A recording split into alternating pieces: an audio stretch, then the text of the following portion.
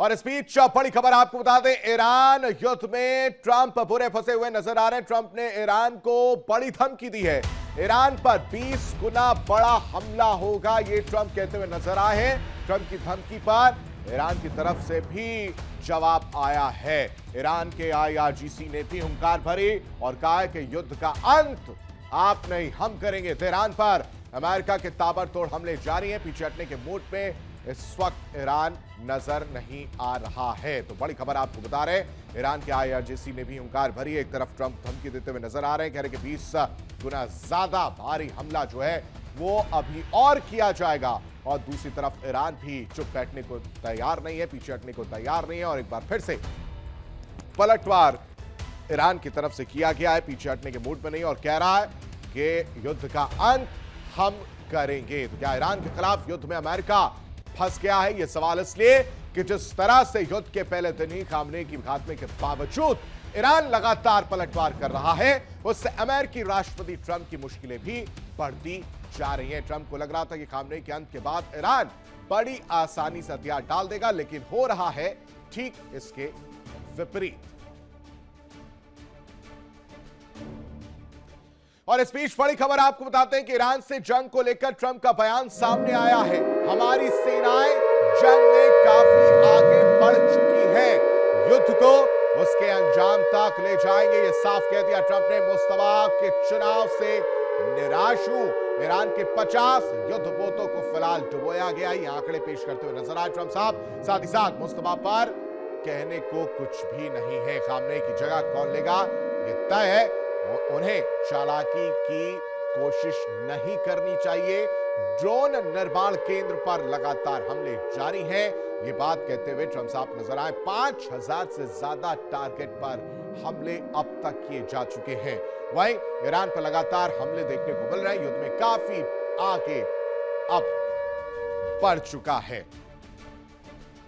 हर बार चर्चा के लिए तमाम मेहमान हमारे साथ जुड़े, सबका परिचय आपसे कराते हैं। हमारे साथ ग्रुप कैप्टन यूके देवनाथ हमारे साथ जुड़े हैं, बहुत बहुत स्वागत है सर आपका। हमारे साथ संजीत सिरोही रक्षा विशेषज्ञ के तौर पर हमारे साथ जुड़े, बहुत बहुत स्वागत है संजीत सर आपका भी। सबसे पहले देवनाथ सर आपका रुख करना चाहेंगे, लगातार आज अगर बात की जाए तो 11वां दिन है और इस 11वें दिन भी अमेरिका जो है चुप बैठने को तैयार नहीं है, दूसरी तरफ ईरान भी उसी मूड में नजर आ रहा है, यानी ये युद्ध अभी और लंबा खिंचता हुआ जाएगा।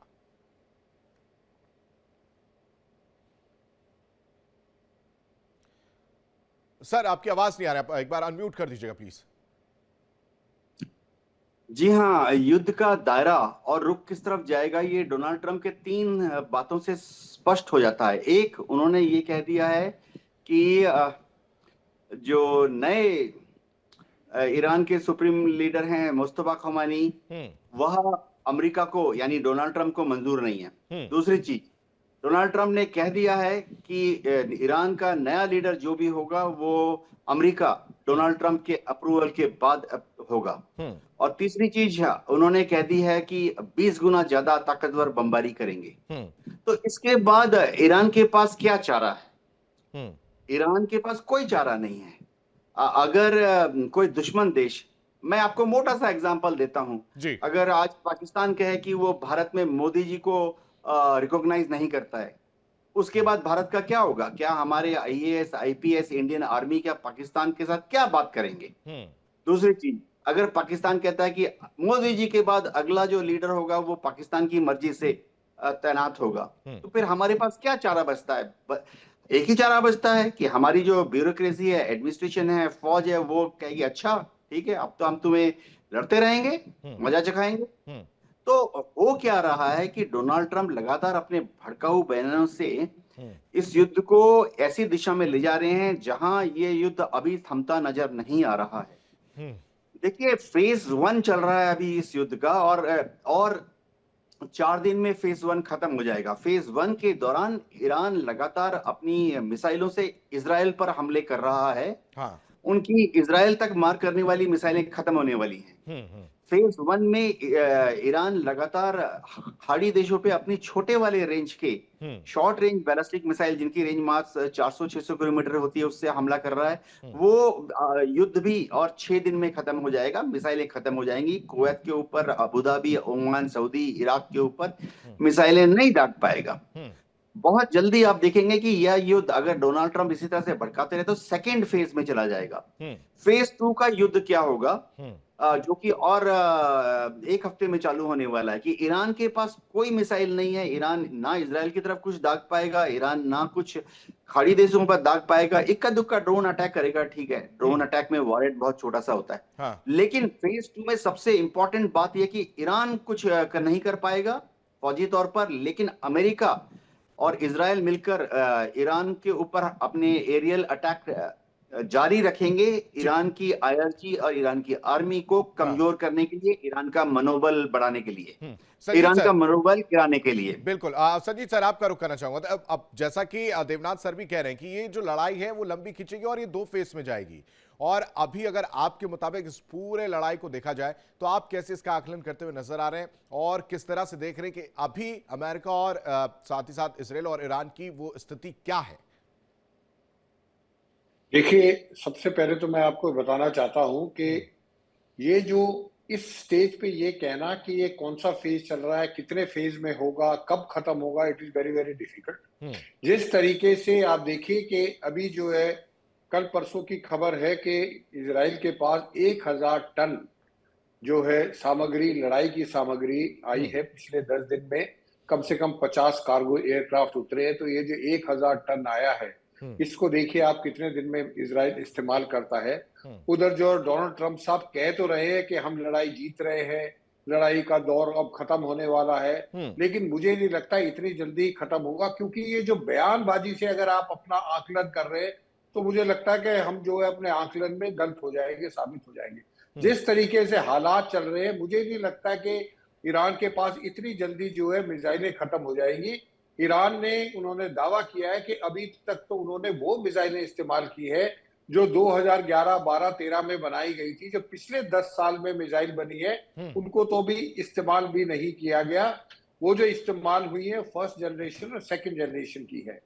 तो ईरान के पास अभी जो है इतनी जल्दी मिसाइलें नहीं खत्म, ये मेरा मानना है। और जो है, हो सकता है मैं गलत हूं, लेकिन फिलहाल मुझे ऐसा लगता है। नंबर दूसरा, एक और चीज हमको ध्यान रखनी पड़ेगी कि ये जो लड़ाई है, अभी जो है मिलिट्री इंफ्रास्ट्रक्चर की लड़ाई थी, अभी ऑयल डिपोज की लड़ाई थी। अब इस जो नेक्स्ट फेज की लड़ाई है, उसके अंदर जो डीसैलिनेशन प्लांट्स हैं, उनके ऊपर जो है, जैसे ईरान के ऊपर, उनके सदर्न ईरान में जो है हमला किया गया डीसैलिनेशन प्लांट के ऊपर, जो कि इजराइल ने और अमेरिका ने उसका खंडन किया कि हमने नहीं किया, लेकिन वहां पे नुकसान हुआ, जिसकी वजह से 30 गांवों में पानी नहीं जा रहा है। अब आप देखिए, मिडिल ईस्ट में कम से कम 430 डीसैलिनेशन प्लांट्स है, और ज्यादातर जो मिडिल ईस्ट की कंट्रीज है, जिसमें कुवैत सबसे ऊपर है, 90% जो उनका पानी है वो समुद्र से आता, फिर उसको डीसैलिनेट करके फ्रेश वाटर बना के उसको इस्तेमाल किया जाता है। अगर ये जंग, इनकी मिसाइल खत्म हो जाती है ईरान की, या ईरान ये सोचता कि अब तो जो है मरो या मारो वाली स्थिति है, और उस समय अगर डीसैलिनेशन प्लांट्स के ऊपर हमला होना शुरू हो गया, तो तेल की जो किल्लत है वो तो किल्लत रहेगी, लेकिन वहां के लोगों को पानी की भी किल्लत हो सकती है। ठीक है सर, वापस लौटता हूं आपके पास। मोनिका भी हमारे साथ न्यूज रूम से जुड़ी है, मोनिका का रुख कर लेते हैं। मोनिका, क्या बड़ी खबर अभी आपके पास? बिल्कुल, देखिए, लगातार हम देख रहे हैं ईरान, इजराइल और अमेरिका की जंग जो है काफी तीव्र होती जा रही है। आशीष, और एक बड़ा अपडेट साझा कर लूं, राष्ट्रपति ट्रंप ने ईरान को धमकी दे दी है और कह दिया कि अगर तेल की सप्लाई रुकी तो हमले और ज्यादा तीव्र और तेज हो जाएंगे। ईरान पर 20 गुना ज्यादा हमला करेंगे, ये राष्ट्रपति ट्रंप ने ईरान को धमकी दे दिया है और कह दिया कि अगर तेल की सप्लाई रुकी, क्योंकि हम देख रहे हैं ना, स्ट्रेट ऑफ हॉर्मुज की स्थिति हम देख रहे हैं, और ऐसे में कहीं ना कहीं वो सप्लाई जो है बाधित हो भी रही है। ऐसे में ये एक कड़ा संदेश दे दिया है राष्ट्रपति ट्रंप ने, डोनाल्ड ट्रंप ने ईरान को। और देखिए, इस बात का भी जिक्र किया है कि ईरान पर 20 गुना ज्यादा हमले करेंगे। हाँ। इससे पहले इस बात का भी जिक्र किया था कि देखिए युद्ध की शुरुआत हो चुकी है, आगाज हो चुका है और अंत हम करेंगे। हालांकि ईरान दूसरी तरफ ये कह रहा है कि भाई अंत तो हम करेंगे। अब ये जो दोनों तरफ से आप देख रहे हैं दबदबा कायम करने की कोशिश लगातार की जा रही है अपने अपने तरीके से। साइकोलॉजिकल वॉर भी एक चल रहा है और हम ये तो देख ही रहे हैं कैसे मिसाइल्स चल रही हैं और किस तरह से हमले तेज हो रहे हैं और कैसे लगातार जो मिडिल ईस्ट क्यों कहें आप, ग्लोबल वर्ल्ड वाइड आप देखिए ना किस तरह से जो एनर्जी सप्लाई चेन है हाँ। वो कहीं ना कहीं बाधित होती हुई दिखाई दे रही है। सो ये एक बड़ा संदेश डोनाल्ड ट्रंप की तरफ से जो है दिया गया है, पोस्ट किया है उन्होंने और बाकायदा। उसी की तो लड़ाई है मोनिका की, पूरी लड़ाई जो है वो तेल की जो है लड़ाई सामने आ रही है। यूके देवनाथ सरकार रुख करते हैं। सर देखिए, स्ट्रेट ऑफ हॉर्मूज की अगर बात की जाए, वहां की स्थिति की बात की जाए तो फिलहाल सिर्फ और सिर्फ जो अभी तक अपडेट है वो ये है कि चाइना को वहां से सप्लाई के लिए किसी तरह की परेशानी नहीं हो रही है और बाकी कंट्रीज या बाकी लोगों के लिए वहां पर बहुत मुश्किलें हैं। अब ट्रंप ने उसको लेकर एक प्रेशर इस वॉर के बाद कहीं ना कहीं क्रिएट करने की कोशिश और कह दिया है कि अगर आपने तेल की सप्लाई रोकी तो हम और ज्यादा हमले करेंगे। ऐसे में क्या वाकई ईरान पीछे हट जाएगा या वो स्ट्रेट ऑफ हॉर्मूज को लेकर अपना स्टैंड क्लियर रखेगा? आशीष देखो, आज सुबह से बहुत महत्वपूर्ण डेवलपमेंट हुई है कि तेल की कीमत जो है वो 9% के कच्चे तेल की गिरी है। कम होकर पैनिक पे जो चल रहा था 110 115 से कम होके अभी करीबन $85 पर बैरल हो गया है। हाँ। इसका बहुत बड़ा कारण है कि पहले स्ट्रेट ऑफ हॉर्मूज पे जो कंसर्न्स थे, अब ईरान ने एक बयान दिया है कि वो अपने मित्र देशों को, उसका मतलब चीन को तो पहले ही जाने दे रहा था शिप्स को, अब वो अपने मित्र देशों को यानी भारत, रशिया और दूसरे ऐसे देश जो कि अमेरिका के सहयोगी नहीं हैं, उनको भी तेल के शिप्स ले जाने देगा। ईरान ने ये कहा कि ठीक है, अटैक करेंगे शिप्स पर स्ट्रेट ऑफ हॉर्मूज में, सिर्फ अमेरिकन एंड इजरायली शिप्स पर। तो इससे दुनिया भर में तेल के मार्केट में बहुत बड़ा रिलीफ आया। एक और रिलीफ इसलिए आ गया क्योंकि G7 कंट्रीज ने बोला है कि वो अपने स्ट्रेटेजिक ऑयल भंडार जो कि वो 6-6 महीने का मेंटेन करते हैं, उसको इंटरनेशनल मार्केट में रिलीज करेंगे।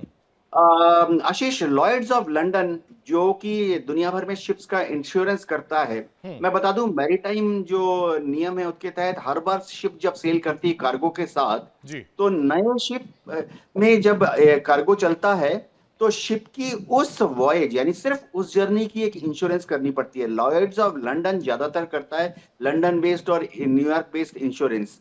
तो यहाँ 500% बढ़ गया था इंश्योरेंस का प्रीमियम। लेकिन अब इंग्लैंड की सरकार ने और अमेरिका की सरकार ने इन इंश्योरेंस कंपनीज को एक सोवरेन गारंटी दी है कि अगर कोई शिप डूबता है तो फिर जरूरी नहीं है कि सिर्फ वो इंश्योरेंस कंपनी ही उसका खामियाजा भरेगी, शिप के ओनर को कंपनसेट करेगी। अमेरिका की सरकार और इंग्लैंड की सरकार ने बोला कि वो भी शिप के मालिक को कंपनसेट करेगी, यानी इंश्योरेंस कंपनी को जितना पे करना है उसका एक हिस्सा सरकार पे करेगी। इससे इंश्योरेंस कंपनीज जो हैं वहां एक जो टाइट सिचुएशन थी वो ईज आउट हो गई है और इंश्योरेंस के प्रीमियम कम होने लगे हैं। तो इससे दुनिया भर में तेल का जो शॉक था वो फिलहाल कम हो गया है आज सुबह से। ठीक है, ठीक है सर, आता हूं आपके पास। संजीत सर, ये तेल वाली जो लड़ाई है ये वाकई क्या, अगर जिस तरह से सर ने बताया कि ईरान अगर ढिलाई कर देता है तो ये क्या उसकी एक स्ट्रेटजी पर चोट नहीं होगा, क्योंकि वो उसी के बिहाफ पर ही तो इतना ज्यादा मजबूत है और पूरे वर्ल्ड पर कहीं ना कहीं दबदबा कायम कर सकता है और उस पर ही नजर अमेरिका की भी है। देखिए आशीष जी, जैसा ग्रुप कैप्टन साहब ने कहा है जी, ईरान ने ये नहीं कहा है कि वो सबके लिए जो स्ट्रेट ऑफ हॉर्मूज खोल देगा। ईरान ने सिर्फ इतना कहा है कि चाइना और इंडिया के लिए या उनके जो कोई जो देश है जो कि न्यूट्रल है या ईरान के फेवर में, उनके लिए खोलेगा। तो ये जो उतार चढ़ाव आप देख रहे हैं ये टेम्परेरी है। अभी ये जो 1-2 मेजर्स लिए गए हैं, जैसे G7 के जो अभी जो प्रेसिडेंट है वो फ्रांस हैं, तो एनुअल मैक्रोन ने ये कहा है कि हम अपने स्ट्रेटेजिक रिजर्व खोल रहे हैं। तो इस तरीके से मार्केट ऊपर नीचे होती रहेगी। तो ये कहना बड़ा मुश्किल है कि इसी स्टेज पे कि अगर ये $85 या $86 हो गई तो यहीं पे ही रहेगी। हो सकता है कल ये फिर वापस जो 110 पे आ जाए। तो ये जो है तेल की मार्केट ऊपर नीचे होती रहेगी। ये डिपेंड करता है कि इजराइल और अमेरिका, क्योंकि ये आपकी बात बिल्कुल ठीक है आशीष जी कि ये जो ईरान के पास जो एक जिसको कहते हैं कि उनके पास एक लगाम है वो स्ट्रेट ऑफ हॉर्मूज है। अगर स्ट्रेट ऑफ हॉर्मूज की लगाम उनके हाथ से छूट जाती है तो फिर ईरान के पास दुनिया के ऊपर प्रेशर डालने के लिए कुछ नहीं है। और ये जो डोनाल्ड ट्रंप संजय साहब जी, आपके पास बार लौट बार रहे जो एक बयान दे अपडेट रहे जरा हैं, साझा कर ले दर्शकों के साथ। आपके पास लौट रहे आशीष एक खबर आ रही है, वो दर्शकों को बताते चले। इजराइल पर ईरान के हमलों की 33वीं लहर आई है और इजराइल पर ईरान के ताबड़तोड़ मिसाइल अटैक। 10 खैबर शेकन मिसाइल से ईरान का हमला, 1 टन से ज्यादा वॉरेट वाली मिसाइल का हमला है, ये इस्तेमाल है। IRGC की तरफ से कहा गया है मिसाइल से अमेरिकी ठिकानों को भी निशाना बनाया जा रहा है। अब कितनी तीव्रता से अटैक हो रहे हैं आप समझ सकते हैं। इजराइल पर ईरान के ताबड़तोड़ मिसाइल अटैक, 33वीं लहर इसे बताया जा रहा है। 10 खैबर शेकन मिसाइलों से ईरान ने यह हमला किया है। 1 टन से ज्यादा वॉरेट वाली मिसाइल का ये इस्तेमाल जो है इसमें किया गया है, IRGC की तरफ से बाकायदा बताया गया है। और यहाँ पर जो टारगेट है वो अमेरिकी ठिकाने हैं जिन्हें यहाँ पर निशाना बनाया गया। देवनाथ जी, जरा इन मिसाइल्स के विषय में बताइए। 10 खैबर शेकन मिसाइल्स का यहाँ पर जिक्र हुआ है, क्या इसे समझे हम और कितना तीव्र ये अटैक होगा जिसका यहाँ पर जिक्र हो रहा है? दो चीजें हैं। एक तो डेफिनेटली ये मिसाइल जो है लॉन्ग डिस्टेंस मिसाइल है जिसकी रेंज 2500 किलोमीटर तक जा सकती है, इजराइल तक पहुंच सकती है। दूसरी चीज ये है कि डेफिनेटली जब हम बोलते हैं वॉरहेड, एक मिसाइल में आमतौर पर 250 किलो का वॉरहेड, 500 किलो का वॉरहेड या 1000 किलो का वॉरहेड होता है। तो 1000 किलो का जो वॉरहेड होता है वो बहुत ही बड़ा वॉरहेड होता है और बहुत भयंकर डिस्ट्रक्शन करता है ग्राउंड पर। तीसरी चीज मोस्ट इंपॉर्टेंट फैक्टर है कि मात्र 10 मिसाइल, देखिए जब ईरान इसके पहले वेव लॉन्च करता था इजराइल की तरफ, तो एक एक वेव में वो 200 मिसाइल 100 मिसाइल लॉन्च करता था। फिर आस्ते आस्ते वो महज एक वेव की बात कर रहा हूं 30 या 40 मिसाइल हो गई। अब इस वेव में 10 गई हैं। अब मैं बताना चाहता हूं कि वेव क्या होता है, क्यों करते हैं। देखिए जो इजराइल का आयरन डोम मिसाइल सिस्टम है, डेविड स्लिंग, वो आने वाली मिसाइलों में से 10 में से 8 मिसाइलों को गिरा देता है, 10 में से 7 मिसाइल को गिरा देता है। तो इसलिए ईरान बड़ी तादाद में मिसाइलों को फायर करता था कि उनमें से कुछ सरवाइव करके इजराइल की जमीन पर गिरेंगे, तेल अवीव पर, हाइफा पर, जेरूसलम पर।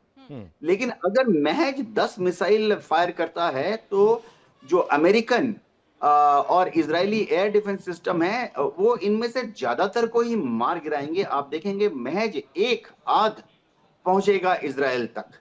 जी अच्छा संजीव जी, इसमें एक और चीज ये भी समझना चाहेंगे। अभी तक हम देख रहे हैं कि जो ईरान है उसकी जो एफिशिएंसी है अटैक करने की वो उतनी ज्यादा तीव्र नहीं है, बल्कि वो ये ज्यादा समझ रहा है कि जितना ज्यादा आर्थिक नुकसान वो अमेरिका को पहुंचाएगा उतनी बड़ी कामयाबी उसकी। सो ऐसे में अभी जिस तरह के अटैक्स हो रहे हैं ये हम किस तरह से देखें उन्हें, और क्या और इंतजार हमें करना होगा कि पूरी एफिशिएंसी के साथ ईरान अटैक करेगा? देखिए मोनिका जी, इसमें हमको ये समझना है कि जब शुरू में ईरान ने हमला किया था तो वो इमोशनल हमला था, क्योंकि खमेनी साहब की जो है मौत हो गई थी। लेकिन उसके बाद ईरान को ये पता है कि जैसे देवनाथ साहब बता रहे, उनके पास लिमिटेड स्टॉक है। अब वो लिमिटेड स्टॉक का जो है या तो वो उसको जल्दी खत्म करे उसके बाद बैठे रहे, या उसको इस तरीके से राशनिंग करे जिस तरीके से पहले क्या था, पहले जो है फ्रिक्वेंसी ज्यादा थी और जो है उसके अंदर वेव जो आती थी उनकी फ्रिक्वेंसी ज्यादा थी और उनके अंदर मिसाइल भी ज्यादा थी। अब इन्होंने अपनी जो है स्ट्रेटेजी चेंज की है, उन्होंने फ्रिक्वेंसी कम कर दी है। उन्होंने जो है एक मिसाइल अटैक के बाद दूसरी मिसाइल के बीच में काफी गैप किया है। लेकिन ये जो अब जो मिसाइल्स कर रहे हैं, फायर जो कर रहे हैं, जो 1 टन की या 2 टन की वॉरहेड के साथ, उसमें से जैसे देवनाथ साहब बता रहे हैं, अगर 10 फायर करी, 10 में से अगर 8 इंटरसेप्ट हो जाती है, लेकिन 2 जो वो गिरेगी उनको जो बहुत ज्यादा डैमेज करेगी।